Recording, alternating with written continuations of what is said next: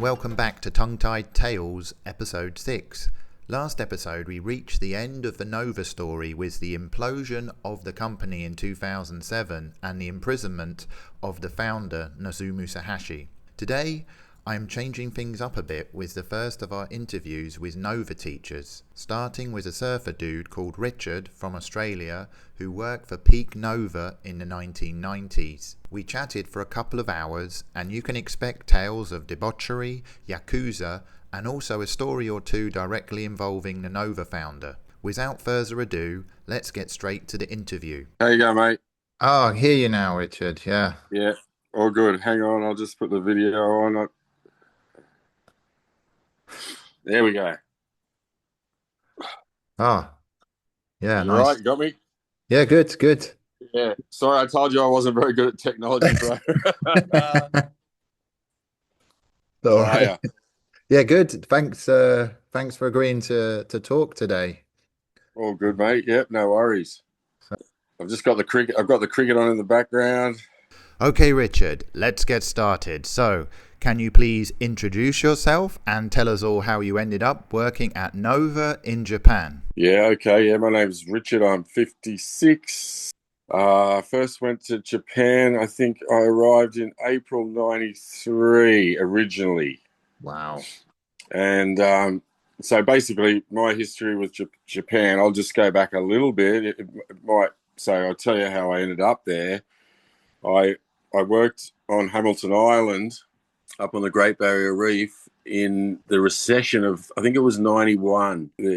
I was the only reason I believe that Hamilton Island didn't go under was the Japanese tourists, because there weren't many Australians there, because interest rates were 17% at the time, and it was a severe recession and no one had any money. So being a hotel man, or that's what I thought my career was going to be at the time, and the fact that the Japanese were buying a lot of Australian property and golf courses and the such, I thought I'd better learn Japanese. So a year later, I returned back to Newcastle and I started studying Japanese at the local technical college. And it was like one night a week for 2 hours with an Australian teacher. And it was 99% English. And, well, after 2 years, I mean, I was okay. I could read a little bit and, I could do some basic stuff. But I thought, if I want to really learn the language, I've got to go there, to get immersed in it and that. So I didn't know how I'd be able to go about that, because, there wasn't a lot of information at the time. There was no social media, obviously. There was no internet. So I bought the Sydney Morning Herald every Saturday for the job section, and found a job as a hosts and hostesses needed in Japan. Anyway, obviously I didn't know what that really entailed, but it was a foot in the door. And Yeah. so I took the interview and got the job. And part of the deal was, I think it was airfare, accommodation, 150,000 yen a month, and free rice. Oh, sounds good. Yeah, well, and I thought, I thought 150,000 yen probably doesn't sound that great, but at the time the Aussie dollar was only mid 50 yen to the dollar, so it was about $3,000 tax free. And I thought, with accommodation, airfare, and everything, I thought it was a great deal. It was pretty good for 93. 93. So I went over. At the interview, the lady said to me, I said to the lady, "Where am I going? Tokyo, Osaka, or whatever?" And she goes, "No, it's in Wakayama." And I've gone, "Oh, okay, Wakayama. Where's that?" So I had to get the map out, and there it was, near us, about an hour south of Osaka. So over I went, and there was another Australian guy I met at the airport, and the two of us got picked up at the airport, and off we went and did our host. I ended up working in a host club. We were the only two Australian guys there, and a couple of Japanese guys. So what exactly was that? A host club? Yeah, you've got the Japanese hostess clubs where you go Yeah. in and you buy a bottle of Hennessy cognac, and you sit with the customers and you just light their cigarettes, make their drinks, and just, conversation. Well, as, you know, the other guy couldn't speak. He spoke less Japanese than me, but he had a really great personality, and the Japanese loved him. And so that's basically what it was. But 6 days a week, so it was tough. And we started at 10 at night and finished at 6 in the morning. Well, anyway, it was a 1 year contract, and after 6 months, I'd kind of had enough. I was burnt out, and drinking pretty heavily, as you could imagine, because when a customer drinks, they have to they shout your drinks, blah blah blah. So we saw this at the time. There was a couple of English magazines for foreigners. One was called the Kansai Time Out, Kansai Flea Market, and in those there were jobs. So I saw the advertisement for Nova and I rang them up, and the other guy, he came with me, and we both went into Osaka. I can't remember where we had the interview. It might have been, I can't even remember. It might have been Tennoji for all I can remember. And there was a Kiwi guy who interviewed us, and as it turns out, he ended up, like, he was really high up in the organisation, like the 3IC, maybe the third, like the right-hand man of the CEO.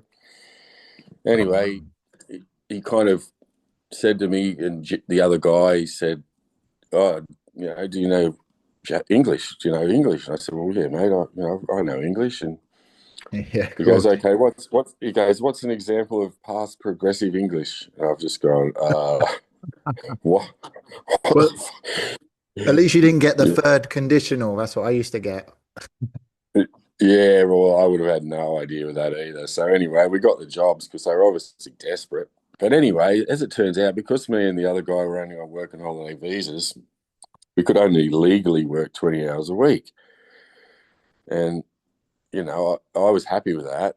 But the other guy, he decided it wasn't right for him. And so unfortunately, he left Japan. He went home. And uh, for my deal with the host club, because I only stayed half my contract, I had to give half my airfare back, like pay them half, which was fair enough. I was happy with that. And then obviously had to get out of the accommodation. So luckily I met a guy in the local gym where I was training, and he hooked me up with an apartment. So that was fine. And then I started work at Wakayama pretty soon after the interview. It might have only been a couple of days, and I was working there. And Uh, yeah, what were your like first impressions of Nova? Because for me, I came in 2003, and I'm always, when I spoke to old Nova teachers, I'm aware that it was kind of peak Nova back in the early 90s. It was different. It was probably different when I was there. oh, look, for me, I loved every minute of it. Basically, my deal was Monday to Friday, 5 till 9. And I can't exactly remember how much money it might have been 200,000 yen at the time, give or take. But the special deal for me was, I don't know why, but overtime didn't count towards this 20 hours. So at the time, there were a lot of schools, especially in Osaka, were shorter guys. So I used to get up early and go down to Tennoji and work in Tennoji, say from 9 till 2, and then catch the train back and start my afternoon shift. Or conversely, I'd go early in the morning, Saturday and Sunday, and work, say, 8 in the morning till 5 in the afternoon, or on overtime, and really like pretty good money. Really, I think I was earning a lot more than the full timers, and working probably a little bit less. And they weren't very impressed, let me say. But And for me, it was, do you remember yeah. your So training week? Did you have a training? You know? no, no, no. All I had to do was pass a grammar test, and so all I had to do was study. I studied for about 4 hours, 5 hours, and just memorized all the different forms of English: past, simple past, past perfect, progressive, and all that kind of stuff, and what a noun, a verb, and all that other kind of stuff was. I think I only had to study for 2 or 3 hours and then do the test. Yeah, so Wakayama was a pretty new school when I got there. There were a lot of empty classes. I remember on the roster, you might have, there was a lot of empty classes when I first started, and so if you were lucky, you might have an 8-hour day. You might only have 6 lessons because two didn't have any students in it because it was a fairly new school at first. Wow. So, yeah, so for me, it was, I think I was there for roughly a year, and then my working holiday visa ended. But I had a working holiday visa to go to Canada, so I left Japan and then went and did 2 seasons in Banff. Yeah. So the only reason I left Nova is because my visa, I ended up having a 1.5 year visa, and then it ran out, and I went and did a couple of ski seasons, and then went back to Oz via Fiji, Samoa, New Zealand, and surfed and travelled around, snowboarded, and then I went and I got a second working holiday visa and went back for another year and a half. In Japan. Yeah, yeah, yeah, Wow. and So, then and you went and back then to Nova as well. no, I didn't. I ended up meeting a guy in the local bar in Wakayama, and he he was working in a meat processing factory. So he got me a job doing that at first, and then I met another guy, American guy, who was leaving Japan, and he gave me all his English classes. Just gave them to me. He didn't even want, as you might remember, you pay if you get a class, you pay the guy, 1 month for like a fee Yeah. for finding you a class. But he just said, "Mate, you can have them." And so I was right then.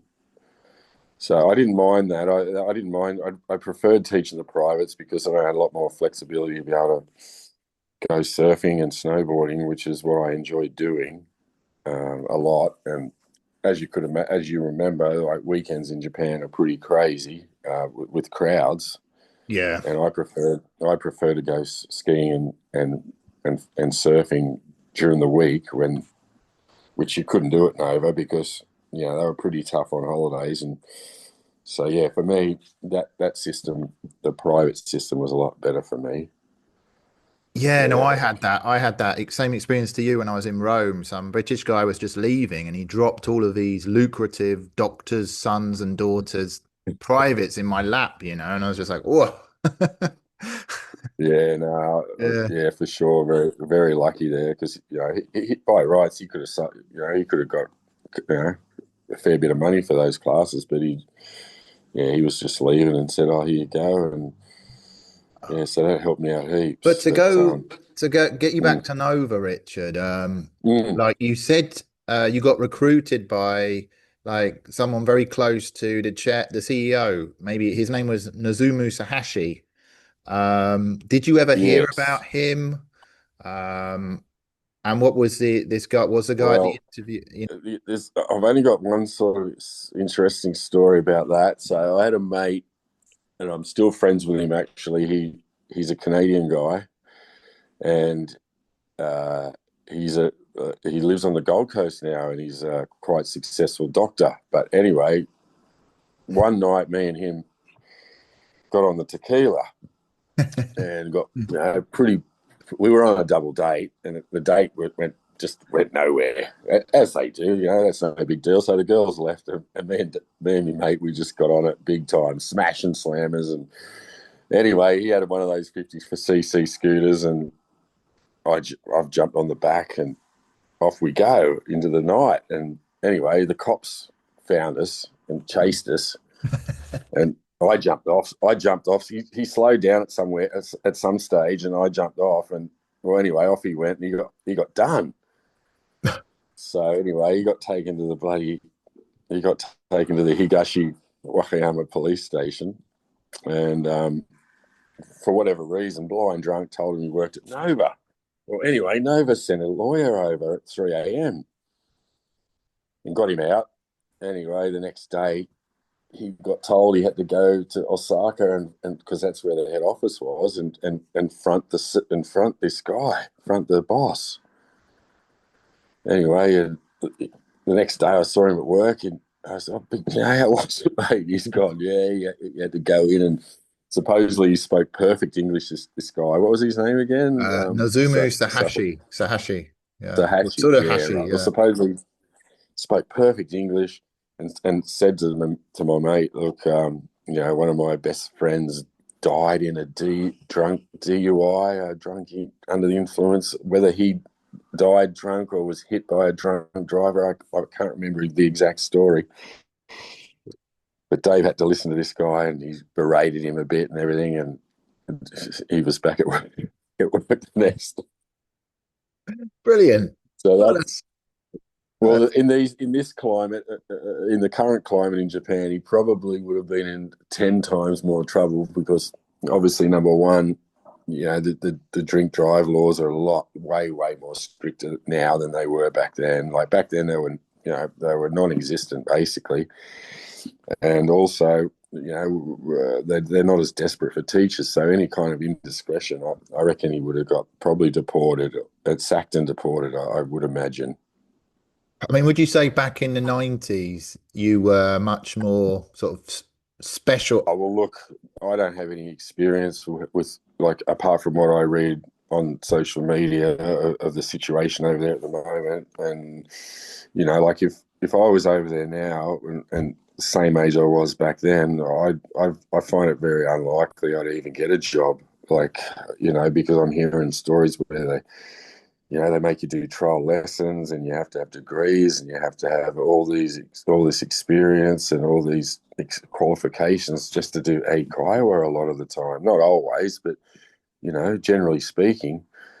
Whereas obviously when I was there, it was such a demand, and you didn't just have Nova, you had Aon, you had Yeah. Geos. They were on every street corner in every major city, all within 100 meters of each other. I think Geos and Aon, they were a little stricter with their teachers. I don't think they took working holiday guys. You had to have a degree to work for them from memory, but Nova were happy to have basically anybody, you know. Yeah, no, it's the same for me, man. It's the same for me. What about like some of your because for me, like the students at Nova, I was in a small countryside branch and I had some pretty wacky students. I mean, what were some of your like favorite memories? No, not really. Look, I wasn't a real big fan of socializing with students. I mean, I know a lot of guys did, but I for whatever reason, I don't know. I didn't really socialize with it. Occasionally we'd go to the local gaijin bar. We had a really good one actually, about 10-minute walk from the school. I spent hundreds of nights there at this place, and it was a real. Considering it was Wakayama, a bit like you said. Even though Wakayama was a city of 380,000 people, it was still considered, that's Inaka in Japan. Basically, you're a country bumpkin if you're living in Wakayama. And when I'd go to Osaka and tell my students I was from Wakayama, they basically call you that Inaka mono, which is, basically you're a country bumpkin. I said, well, if you think that's country, you should see my hometown in Australia. I said it was 10,000 people. And they're like, "Oh wow, Sensei! Do you even have running water and toilets there?" I'm like, "Oh." So but there were a couple of students. So, we'd go out and because I finished at 9 o'clock. It was a pretty good time to go out and have a few beers before you went home, kind of thing. So yeah, occasionally I'd go out with them. And when I left Japan the first time, we had a big farewell party, and there was probably 60 or 70 people there, probably students and staff and teacher friends that I'd made. So I made some really good mates there that I'm still in contact with today, and yeah. So they've all done pretty well for themselves, successful at whatever they're doing. Considering some of the things we got up to in Japan, you wouldn't believe it, but. Go on, go on. I mean, you've already Oh, I told don't me a know. few. Oh, I don't know. Well, the funny that it was a couple of the boys. They lived at the surf beach out where we used to surf, and we and they got given one of the students gave them a beachside shack to live in. It was run down as hell, but mate, it was right on the beach, like 50 meters to the water. Like, all over summer, we'd be there just partying hard and barbecuing and drinking beer and surfing and fireworks. So it was good times for sure. A bit of snowboarding too. The first time we would just go away on bus trips, weekend bus trips, and go up to Nagano and um, yeah. But I did more surfing and snowboarding the second time when I had more time on my hands. I found teaching privates. If I thought a typhoon was coming or a big snowstorm, I could just sort of ring the students and say, "Look, guys, there's a typhoon coming, or Sensei's not going to have a lesson this week," and they were pretty cool with that kind of stuff. Whereas if you're at Nova, that would never have, you could never have got away with that kind of stuff. Yeah. So then, so after the second working holiday visa was sort of ran out, I ended up marrying my girlfriend at the time, and then stayed for another 4 or 5 years, and came back for the Olympics in 2000 in Sydney. So I got a job with Panasonic about 6 months before I left, just working in their resort in Wakayama. I think it's called Marina City at Wakayama. I just took a job there just to improve my Japanese, and the money wasn't great, but it was good for learning Japanese and that. And then they asked me to take a job in Sydney for the Olympics with Panasonic, and so that's when I decided to leave with my wife, and that was in 2000. Oh, gosh. And she's still here. I think she just went to bed. Wow. So your wife is Japanese? Yeah, yeah. So she's from Wakayama. Ah, Yeah. So she was working in an aged care home not far from the front door, actually, just a couple of 100 meters down the road, which is okay. I think she's been there for about 12 years. Obviously, the money's a lot better here than in Japan, that's for sure. I look at the wages now online, and they're getting half of what we were getting in the or I was getting in the early '90s. yeah. Like I could easily get 400,000 or 500,000 yen a month, and I remember the Aussie dollar. Well, like I told you before, was only about 55 yen. So 400,000 yen was 8 grand, or maybe a bit less. So, seven and a half grand, and I'd just go to the post office and with no ID at all. They never even ask for ID, and you just send the money home. You do now. I've heard you do towards the end when I was leaving that they made you show your passport. So I guess it stopped any kind of money laundering. But at the time, yeah, you could have sent any amount of money home, and they wouldn't have. Yeah, they never asked. So that was. Yeah, I feel like you Mm. kind of surfed the wave. Like it was a good time. I think it was a good time to be, a foreigner in Japan and an English teacher back in the 90s. Oh, Because they 100%. Oh, yeah. Look, I just got lucky. Like you said, if I was there now, if you're on say 230,000 yen, with prices increasing since COVID, from what I read online, the prices since COVID of inflation has gone, through the roof.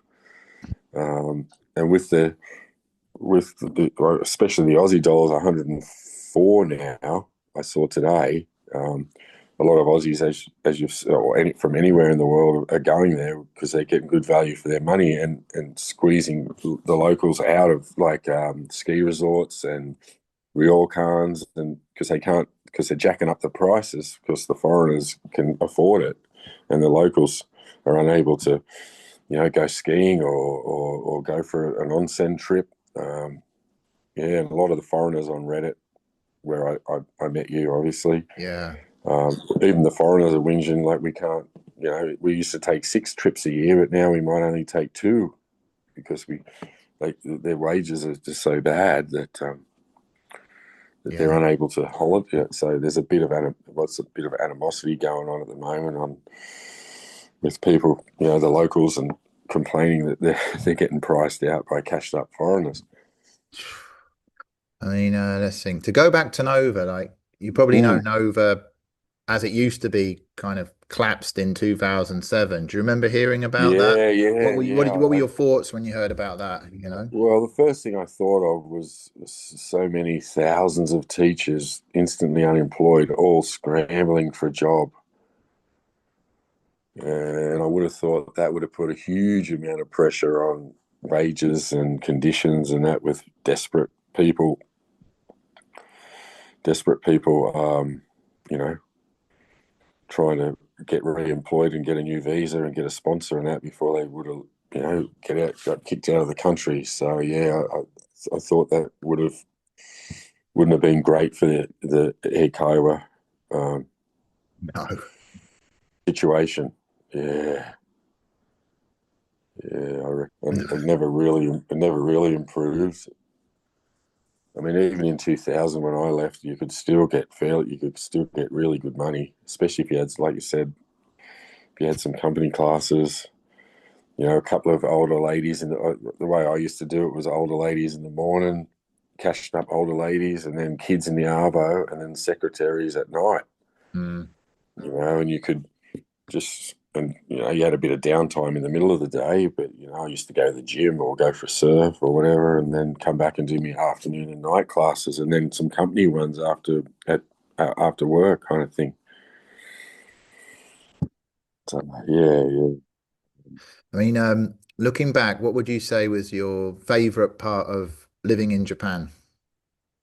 The Like, skiing and snowboarding. Well, see, like, yeah, look, I mean, it was just a chance to earn, reasonably good money with, and and to be able to make that money stretch and make your experiences, to be able to have experiences that if I'd just been a factory worker or worked in a restaurant, I wouldn't have been able to do. Like, fly up to Niseko for 4 days and ski, waist deep powder for $600 for 4 days or some stupid thing. Now I see, that same holiday you might need 2.5 grand. Whereas where it used to cost me 600 to fly from Osaka, accommodation, meals, a breakfast, lunch, and it would be $600. It's unbelievable. yeah. What else? Obviously I met my wife there, and that was a good, we're 30 years we've been together now, so Oh, two wow. kids. Congratulations. Yeah. 30 years. God. Oh yeah, it's not all plain. It's not all plain sailing. Yeah, because a guy at my academy, an American guy, he married a girl who worked nearby at Mr. Donut's, a Japanese girl, Mr. Donut, and they've got 4 kids together. Yeah. Yeah. Yeah. I've still got one mate that lives there. He's been there since '93, I think '92. He's a Kiwi guy, surfer. I met him in Wakayama, but he moved to Miyazaki down in Kyushu because the waves down there are way more consistent than where we were living, sort of. So he moved down there, and I visited him a couple of times, and I'm still mates with him on Facebook and that. And I think his son's just graduated from Waseda, and Mm. he's just built a house there with his wife. So yeah, yeah. And I'm kind of glad in a way that I left when I did, because I got home and I just managed to buy a house in my hometown.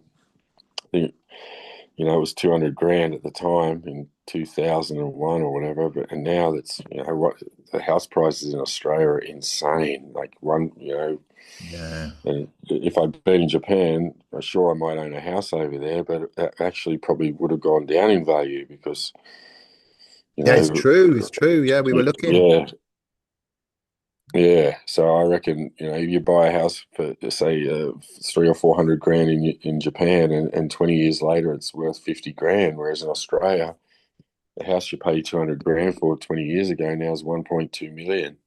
Jeez. And the prices are only going crazier and crazier because of obviously high immigration in Australia at the moment, and supply and demand basically, and prices are just mad. So I'm kind of lucky in that kind of respect. But I have been looking a few things on Facebook recently about buying a cheap house in Japan. And I've seen some nice ones in Wakayama for 50, 60 grand. And I'm thinking, oh, yeah, I wouldn't mind. But the wife's not that keen. She thinks it's a bad idea.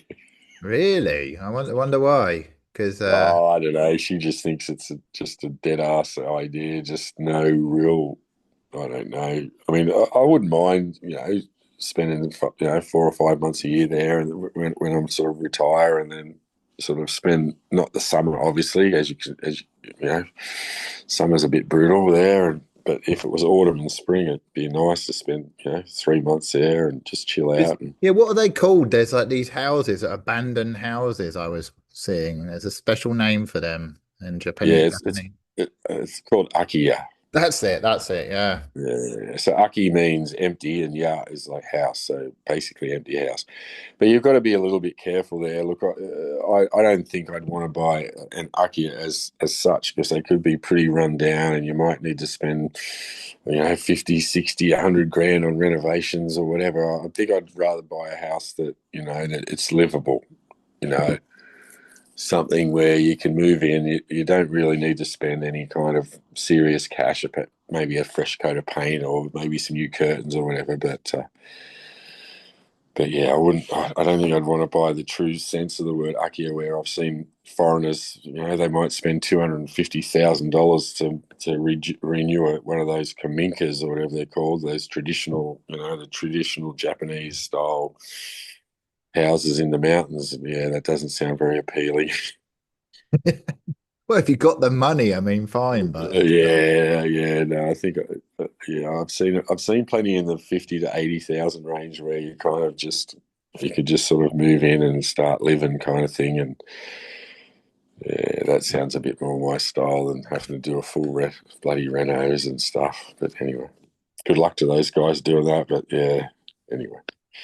if you could go back to give your younger Nova self some advice, what would it be? Buy some land in Niseko. That that would be the first thing I'd do, because I remember we used to go up to Niseko and I used to see empty blocks 100 meters from the gondola for like 10 grand, and I'd be going, oh, look at that, 10 grand for a house block. Well, yeah, those blocks now, I don't even want to think how much those blocks are. They'd be like mega bucks, because there's a full property boom in the ski resort areas, from Aussies and Kiwis and Americans buying these ski chalets and houses and stuff. So that'd be one thing I'd do.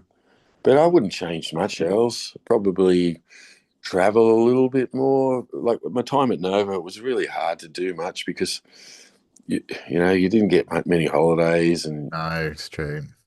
I'd probably invest in a car a bit earlier.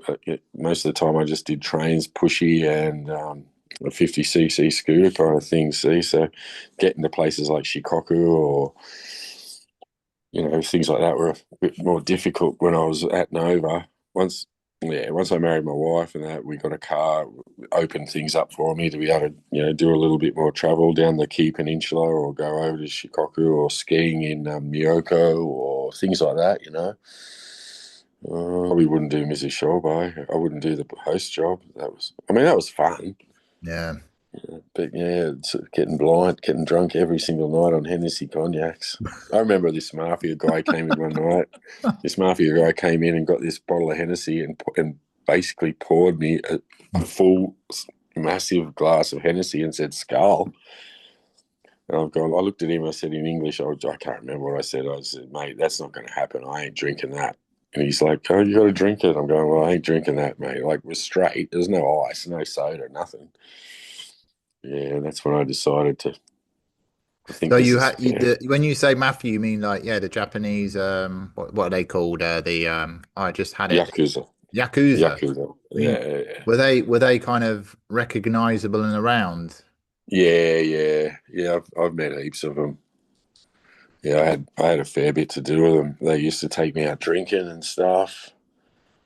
Like, because I was a pretty big guy then. I was pumping iron. I was a competitive bodybuilder, and they kind of liked me because blonde hair, blue eyes, big muscly guy. And the gym where I trained, there was a heap of them training there, and they just go, "You want to go drinking tonight?" I'm going, "Oh yeah, righto." So they'd take me out drinking, and like we'd go to these real flash bars with Russian girls and Filipino girls and all kind, and they, obviously they paid for it because there's no way I could afford it. I mean, I wouldn't waste my money on that anyway, but they were paying, so so I used to go out drinking with them guys, and yeah, I crashed into one once on my motorbike, and I crashed into a boss. That was wasn't paying attention, and I ran up the back of his Lexus.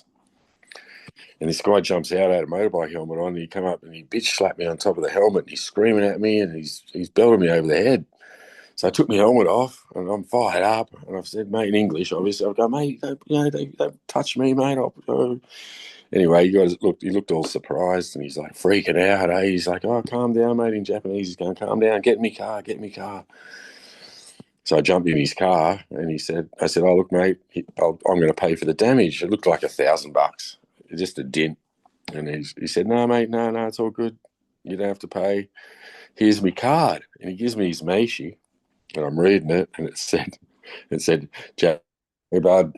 Hey, yes. So you got cut off right when you were going on about, you were telling me about how you got bitch slapped, I believe, or you bitch slapped him.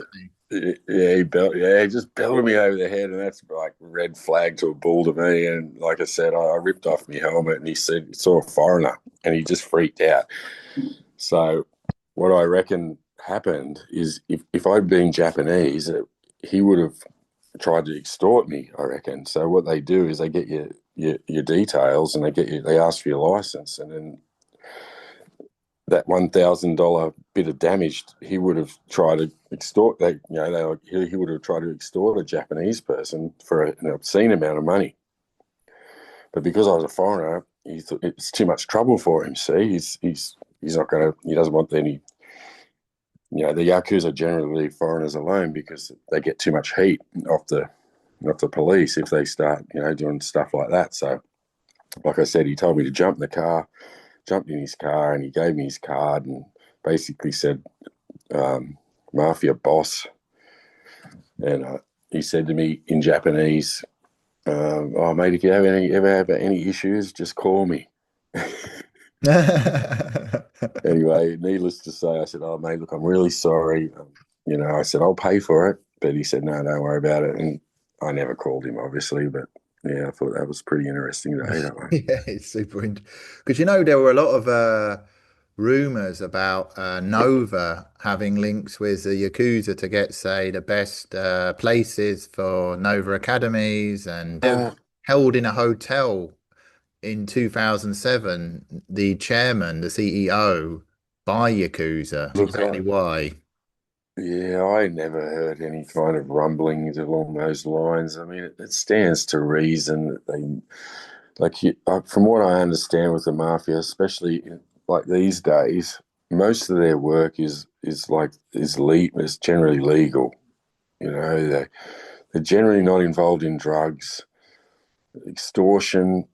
They might some of the lower ranked guys might, for a bit of extra pocket money, might try some stuff, but generally it's all legal. Things like prostitution and like soap plans or whatever they're called, and pachinko and real estate, like you just said. So stands to reason that the mafia might have had contacts with buildings and that that they may have dealt with. You know what I mean? Like through the legal side of it. But that was out of my pay grade to even sort of worry about any of that. I do remember one story I'll tell you that I was more interesting. Maybe was in Tenoji. There was a group of guys, teachers there, that had a band, and they called themselves No Vacation.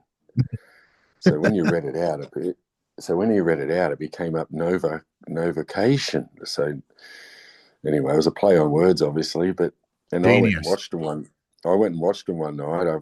The my Canadian mate, before he moved to Wakayama, he was at Tenoji, and he invited me down, and we went and watched them, and they were a punk rock band. They were pretty good. Anyway, Nova found out.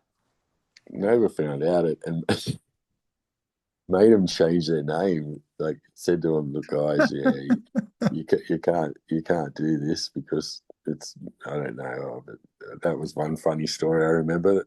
Yeah, punk rock band. I mean, do you feel like because Nova had a bit of that infamous sort of no fraternization rule? I mean, they're a bit. I mean, did you ever feel the kind of pressure of that at all, or like you said, you didn't really hang out with many students anyway? Or... Well, yeah, look, it's funny. Like, like as you read Reddit and you hear the bad old days stories and that, and you hear some of the guys, some of the teachers there, I don't know how they even got a job. Some of them were pretty dodgy and that. But to be honest with you, all the guys I worked with at Wakayama were pretty good guys. Like, there was no one was apart from, you know, I remember one night another good Canadian mate of mine. He's a pretty famous photographer in Japan now. He I remember one lesson we are in the sitting around our tables around the room, and I look over and he's asleep. He's fallen asleep in class. I don't know what happened, and maybe we've been surfing all day or whatever. And the students are like looking at each other as if to say, "What do we do? You know, do we wake him up or?" And I found, I was laughing and carrying on, but I find things like that was about as bad as it got in my school. Like I said, everyone was pretty well behaved. There was never any kind of, um, you know, uh, untoward things ever happened between teachers and students that I heard in other schools and stuff like that. I don't even remember too many of them ever dating another student. Like I said, we might go out with a couple of sensible ones and have a few drinks or whatever. But yeah, my school was pretty. Yeah, there weren't that many. There were no idiots there, like some of the schools I heard about. Yeah, I don't same know for how many. me. I heard about it before I was there, but in my time there, did not really much going on as far as I saw. Nah, nah. Look, I think we would have had how many teachers? Maybe over the time. One year I was there, probably. It was only a smallish school anyway, so I reckon we only had about what 10, 10 or 12 teachers. And my head teachers, I had two of them. One was a Canadian guy; he was really good, and then we got this Aussie guy. Um, he was all right. He wasn't wasn't the greatest bloke I've ever met, but he was okay. And they were both sensible guys that never did anything. Maybe occasionally someone would go out for a drink with one of the secretaries, but even then they were pretty professional and never really let that go too far either because they didn't want to lose their jobs if something went wrong. So, um, mm, yeah, so I can't shed any light on any kind of, apart from a couple of, silly little incidences, which were more funny than anything. Yeah, everything was pretty above board at the school where I worked. Yeah. And what was the what And was kind of even when I worked at Tenoji, I never really got involved with anyone at work there. I was always too tired. I just wanted to go home and sleep and get up and do it again the next day. I think that my record was 38 days in a row. I think I taught wow. and made by the end of the 38th day, Rich, my head was I thought my head was going to explode. Like physically I was fine, but mentally teaching, this is a pen. 8 hours a day for 38 days straight. I was busted at the end of it. In the end, I mean, what did you think of Nova had the this Quest series of books? I mean, I guess we all just kind of adapted. Well, what was your take on it all? You're laughing, I can see. oh mate, yeah. Look, I liked it in the sense if you were kind of a lazy teacher and you've come in with a hangover, you look at your roster on the board and you can see you've got, what was the lowest level, Rich? Do you remember? Was it 7C? Ah, 7C. Yeah, that rings a strong bell. Yeah, Yeah, and you're looking and you're going, oh shit, I've got them guys again. And when you open up their file, they've done the same lesson 6 times. Because they can't get the hang of it. This here, there, over there, that kind of thing. And you're going, oh, I can't teach these poor buggers the same lesson. I just couldn't do it. So sometimes I'd wing a lesson. A lot of times I had lessons where the students just wanted to have a chat. You know, they didn't want to do the book. But then if the head teacher saw me just shooting the shit, and they're all laughing and carrying on because I'm telling some funny story about, surfing or whatever, or blah blah blah, and they'd admonish you for that. They weren't real happy about you ad libbing. I think they only And cared for observations in my branch. I mean, we did, yeah, okay, you had you had lessons. I had one lady who booked all the seats in the room and she just wanted to talk about Adam Sandler movies. It's Megumi, I yeah, remember. I don't know if you had yeah, anything like that. yeah. Well, we had a voice room. Did you have voice when you Yeah, were of course we had a there? voice room. Yeah, Yeah. yeah. So as a part timer, I didn't get a lot of voice lessons because voice was sort of looked upon as more easier than doing a lesson kind of thing because you could just go in there, and a lot of the times there was no one even in there, so you just sit in there. And the full timers, of course, they're going to get those. But I got a few in there. Like if I didn't have a lesson, they just if a teacher didn't have a lesson and there's someone in the voice room, or you had to go in there. And sometimes there might be three or four teachers in there and one student. Oh, bonus. But anyway, yeah. So I found, for me personally, I preferred teaching with the privates because number one, I could kind of pick the students that I wanted to teach, and number two, a lot of it was just conversation anyway. So you didn't, especially the higher level secretaries I used to train, teach. They just wanted to learn, the proper lingo. They didn't want to know grammar, and they didn't want to know. They just wanted to know about the world, and they wanted to learn, conversation. So, but getting back to the Nova books, yeah, I just found if you're a lazy teacher, I mean, there were other books you could use. There wasn't just Quest. They had some other kind of bodgy things there. I can't remember what they were called, sort of. And you had 10 minutes between lessons, I think. So you had to plan your lesson in 10 minutes. And Yeah. hopefully you could find a lesson that the students hadn't done before. And, but a lot of those lessons, you tried your hardest not to even do them because some of them were just so bad. I mean, some were okay, and you could think, oh, well, that one's useful, and you'd use that regularly. But there were some, oh my god, yeah, you'd just do whatever you could not to try and teach the poor buggers that one. Yeah. Did you have any Yeah, of those so students? Because I had a few, like, I don't know, a teenage girl, and it's just like, wouldn't talk. And it's just like, why are you here? Parents sent me, basically. I mean, you're nodding, you're not. oh, yeah. Look, that I had a strategy for that. So when I first started, and I'd get those students, I'd get angry about it, sort of not angry as in physically like berate them or anything, but inside my own head, I'm going, well, what are you doing here? But and like there was nothing more frustrating because I used to start every lesson maybe for the first 5 to 10 minutes just with a chat, just to get them in the mood, like so. What did you do on the weekend? And what are you doing this weekend? And what are your hobbies? And but just to get the mood of and the level of the student. And I remember I used to ask someone, and he'd go, what'd you do on the weekend? And he goes, I am sleeping.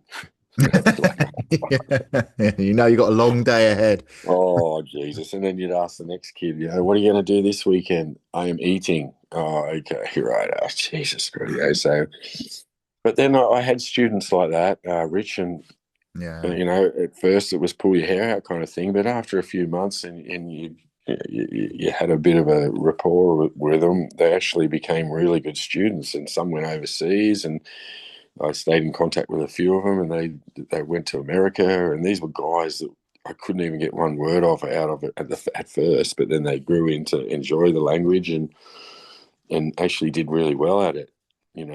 But I found if you didn't want to be there, I changed from getting angry about it or a bit upset about it to like, oh well, I'm getting paid anyway. You know what I mean? So if you don't want to try, I'll still try and include you. I'm not going to ostracize you or anything, but you know what I mean? I'm just not going to go out of my way to. So then I found it became a lot easier for me when I stopped worrying about students who didn't want to be there and just concentrated on the guys that did want to be there. Yeah. Did you ever do karaoke at all out there? No, no.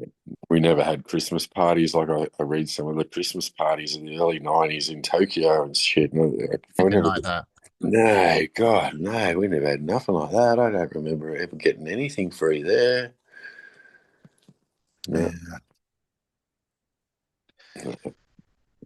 I mean, yeah. I'd say you had like a fairly like you have a fairly positive view of your time at Nova though. Like you know, it was there when you needed it as a job and paid well enough. Oh, yeah. Look, yeah, look, like I said, as a 23-year-old surf bum getting, 8,000 a month.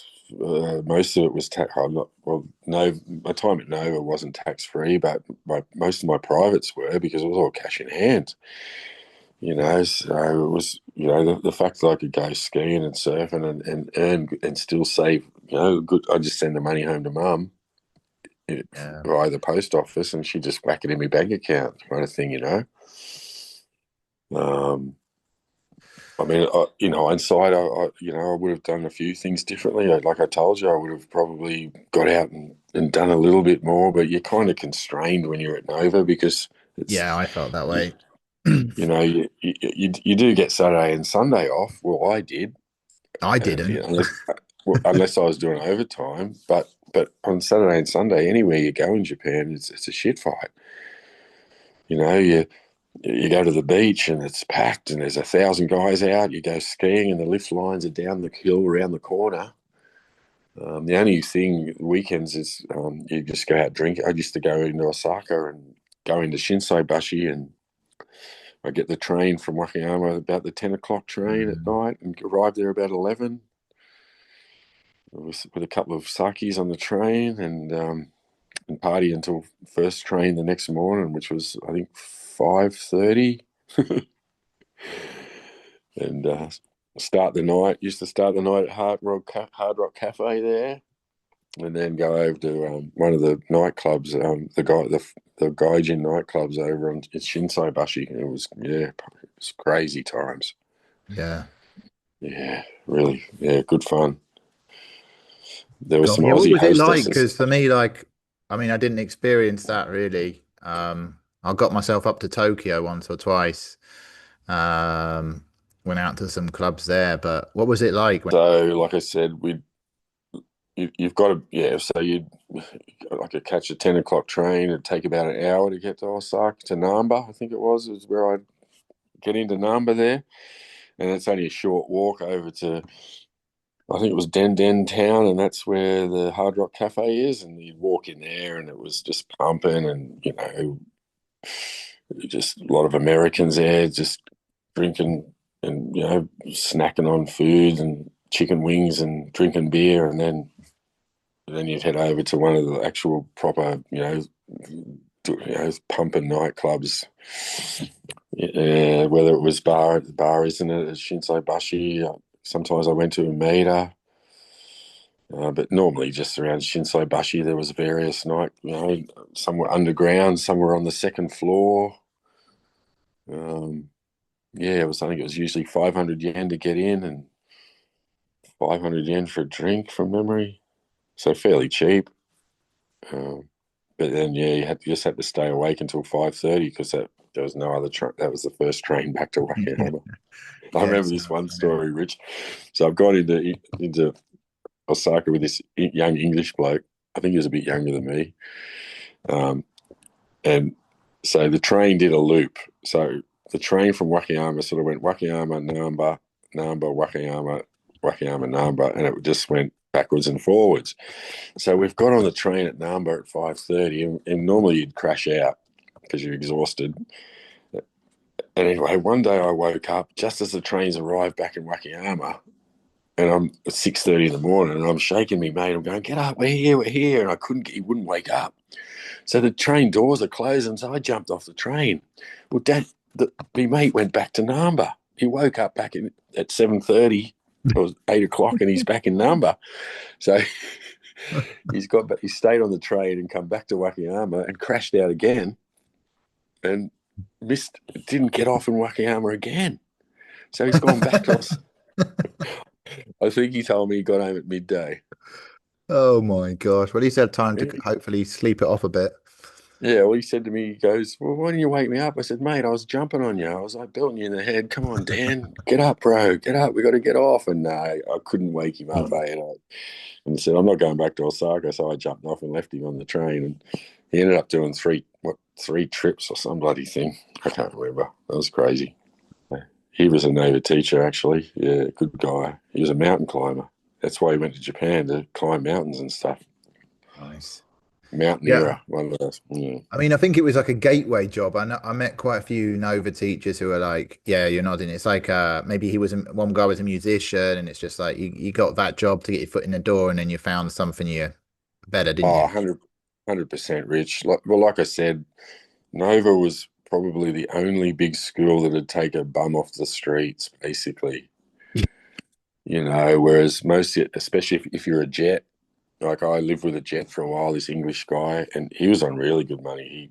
Mate, he had wads of Ichimai yens. Yeah, I do regret that. I almost applied for the jet program at uni, but I was a bit late and I ended up going for Nova. But when you Yeah. get there, you realize, don't you? You realize, oh, the Jets have got it good, you know. Oh, 100%, mate.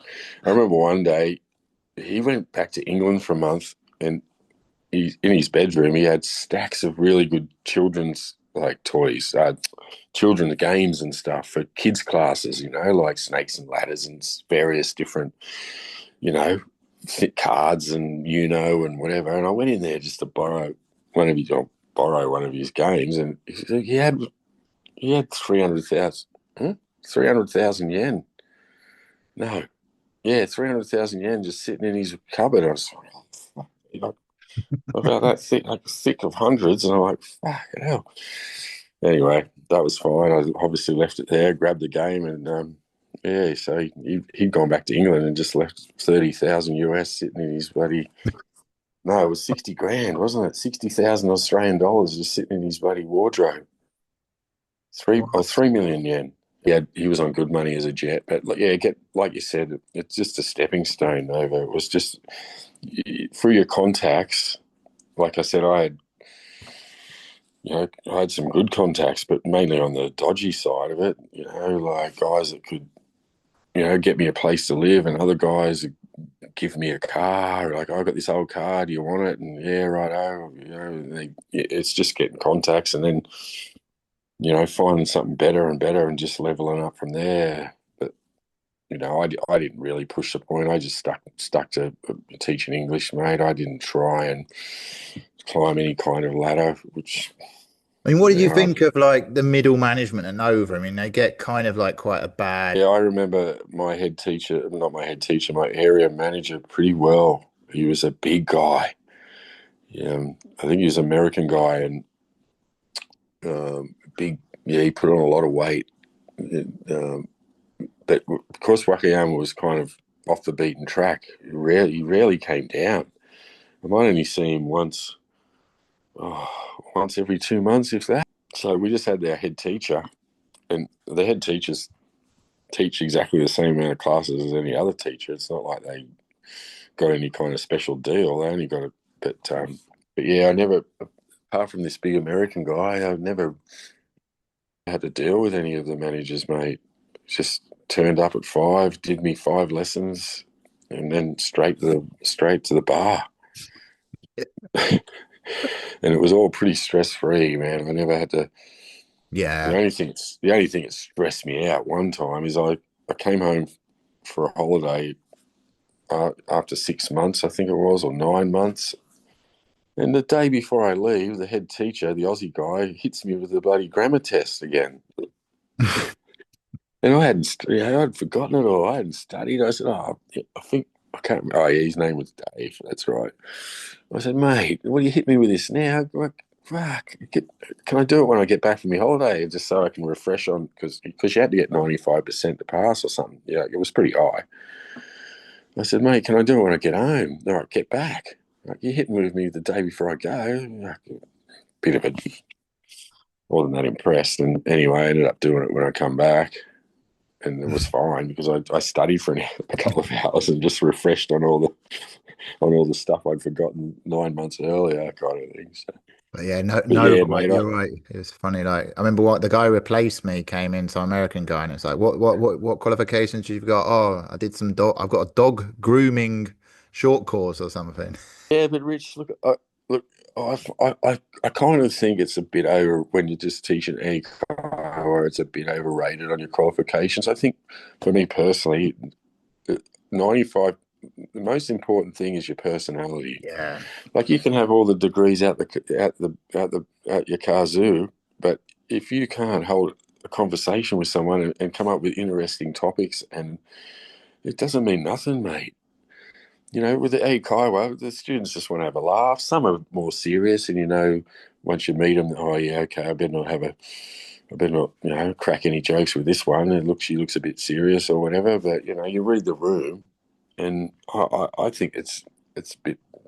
I mean, I understand if you're at a uni maybe and you're teaching them grammar and you're teaching them, all the pronouns and all the bloody whatever you need to learn. I understand some experience and proper qualifications, but not for Kaiwa, mate. I used to do company lessons for Carl. Do you know Carl, the big Japanese soap and detergent company? Yeah. Yeah, well, I used to do their lessons up in Wakayama Coal Factory, and mate, I'd, I'd have them rolling around the ground. Like we didn't do that much. They didn't want to learn English. They just wanted to just show me dirty photos and stuff half the time, and like, but they were funny guys, and they'd laugh at me, and I'd be laughing at them, and that's what I think, Rich, is more important than saying you got all these qualifications. You got TOEIC and you got TEFL and you've got I've been in teaching a long time too, and it's just like yeah, you got to be a presence in the room. It does, like you say, it doesn't matter if you've got your PGCE, as we say in the UK, or linguistics. If you can't entertain, 100%. Like most of the times, it's a show. You're putting on a bit of a show, really. It's just you're putting on a show for 40 minutes. yeah. Same with the kids, just make up little games and snakes and ladders and things like that. Oh And, yeah, how did you find the kids' classes? To be honest, I found a bit of a nightmare. They were ramped up on McDonald's before they came in at my branch, and they'd literally like be, oh, back a guy gin foreigner clown nose, and they'd attack me with scissors. One boy particularly cut my shirt. I was oh bleeding, boy. and I was like, Atsui, what his name? Whatever his name was, that little boy. God, I dreaded them. Oh, I'd like pick up the emergency phone and call the Japanese secretary, Rich. I know mine were all pretty well behaved, actually. Like, you know, yeah, no, I didn't mind the kids. The reason I like the kids' classes was that they're short. They're short. So maximum 30 minutes kind of thing, whereas 30 minutes. So by the time you just muck around for 5 minutes with some easy questions and then you play a little game and then you do something, it's all over. Yeah. In 30 minutes, you can still keep them entertained and keep them concentrating. More than 30 or 40 minutes and you start to kind of lose them kind of thing. So, I mean, I wasn't the greatest at kids, but I did do them because it did feel that early afternoon slot from say 2 to 5 before the secretaries would turn up. Yeah. So I just did lessons mainly at my house, or I'd just get on the scooter and go to their houses and do it there. I never did kids at Nova. We only ever had, I think our youngest kids were about 13 or 14, sort of middle school. Oh, lucky you. Yeah, I had like 3-year-olds, 4-year-olds. Yeah, okay. Yeah, no, Wakayama, in the time I was there, it could have changed because I was only there for the first year. Yeah. They may have got them in, but the only kids I did were my own privates. And if I didn't like them or if I thought it was a waste of time, I just dust them. I was making enough cash anyway. I thought Yeah. if I'm gonna do it, I want to do lessons that are good for me as well. So the secretary lessons were good. Sometimes I just give them an extra half hour if I was having a good time. I just make coffee and some biscuits, and they'd come around to my house and we just talk. And a lot of times 1 hour lessons, and I look at the clock and it's nearly 2 hours and stuff, things like that. And so I was Yeah. happy to choose. And then the granny classes, the older lady classes in the morning, I'd usually meet them at a coffee shop. and they'd buy me a coffee, and they were good because they were rich. So anytime you had a birthday, or if you were going back to Australia for a holiday, you'd just get an extra cat, and you open it up, there'd be like a couple $100 in there, $300 or something. Phew. So I mean, they were rich, but doctors' wives, and Yeah, yeah, so they were happy to. Tough to teach because they're pretty old, and it was, but yeah. I didn't even care. They were friendly, and they. Yeah, you just got to entertain them, haven't you? Keep them. Oh, that's it. Yeah, I just keep it pretty simple, and Uh, keep some of them are pretty smart, but then some of the other ones, yeah, it was pretty basic, but they still, so you just try and tailor the lesson around different levels, same as any class, try and put them in the same level like Nova used to. They used to try and put everyone in the same. I think what was that? I think Nova didn't Nova go to level 10? to Yeah, I be think it. honest, I didn't Yeah, actually. I I think can't it went actually to remember. 10. 10, yeah. Yeah, I think so because I think it was 10 ABC because I remember a level 6 student was fairly high level. You could Yeah. have a decent conversation with a level 6. Richard, the time is running out again, the 40 minutes on Zoom. No So worries, buddy. I'm Okay.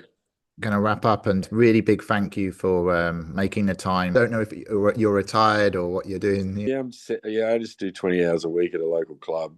So Okay. semi-retired, just got a couple of investment properties as well now. So just living off rent When you and say a just local club, are you still like a bouncer or something, you mean? Or no, mate. I just setting up functions. I'm too old for that, bro. okay, yeah.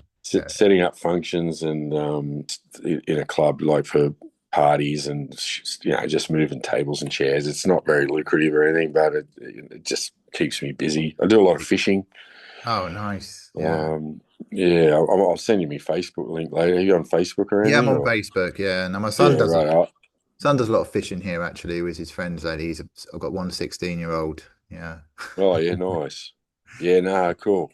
It'd be good to talk to you again one day. If I've got any questions, I've got your link there. I think I'm probably go over next year for a holiday. My wife's sister's still there. That's really the only family she's got left. Everyone else has died. Oh, Do you not go back to Japan, or are you I just took my based? son back a year ago on maybe you know this joke, Okebogjo.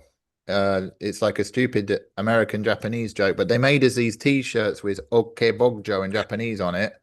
And I was because I got kind of adopted, Rich. I was 21, and I met a karate teacher one night when I was out cycling, and I just ended up going around to his family's place 3 or 4 nights a week, hanging out with his kids. They sent their Yeah, daughter to stay with my parents for a while in the UK, and now she's married with 3 kids, and we just went. yeah. I had a host family too, mate. Yeah. Exactly the same thing. A family took me. A guy at the gym where I trained. He took me in. He had 3 daughters, and mate, I was there 4 days a week. And I've actually got his contact details there. My wife was over there in April, and my son went to the gym where I used to train, and he was there.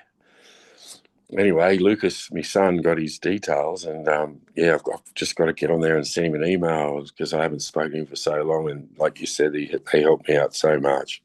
Yeah, I mean, it's like going back for me after 20 years was head shaking experience. There was one Aussie guy who's a bit of a legend there, made snake sakes. He's an ex-Tasmanian ranger, and he's just lived his whole life out there. And he was in this illegal bar with a giant beard now in his sort of 50s. And it was amazing to see these still characters around. And then my old karate teacher and his family. Yeah, Yeah, okay, yeah, that's country for sure.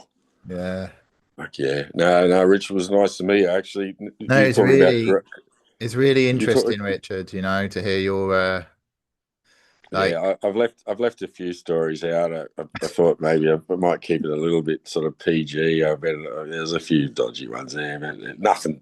No one ever got hurt or anything. But it's just crazy shit we we used can to do. talk off the record another time. Yeah, but talking about karate, yeah, I've got some interesting stories there too. But I'll send you messages through. Yeah, great, Richard. Well, wish you a good rest of the evening, No worries. Nice to meet you. Talk and to you you soon. talk to you See you, bud. soon.